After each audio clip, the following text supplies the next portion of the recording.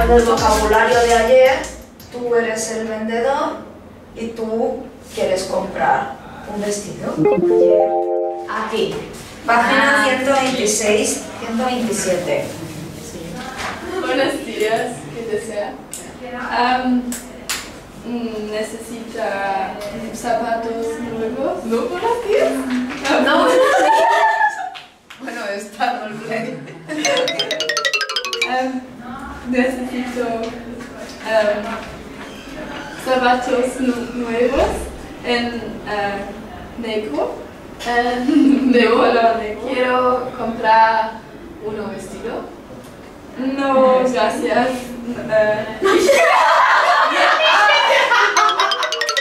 ¿Colores caros? ¿Caros? Claro. Claro. ¿Qué más?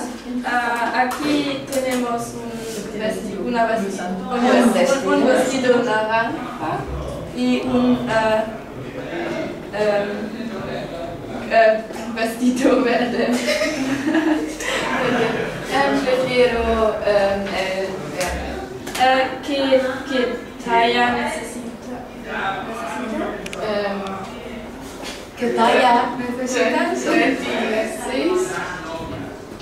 Un momento, por favor. ¿Qué materiales?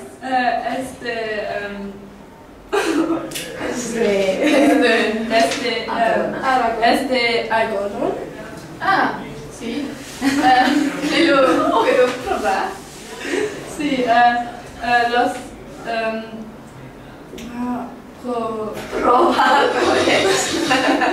probadores son en la derecha.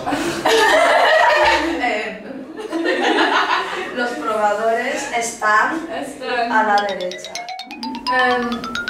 Bien, un poco pequeño. ¿Lo tienen en otro número?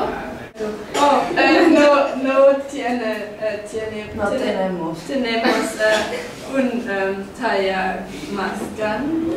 Una talla más grande.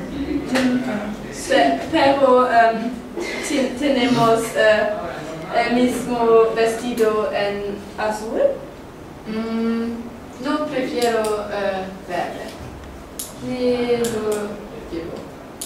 Me lo llevo. Muy bien. ¿Acabáis? Sí. ¿Aceptan tarjetas? Sí. Muy bien. Una firma. Gracias. Gracias. Hasta luego. Hasta luego.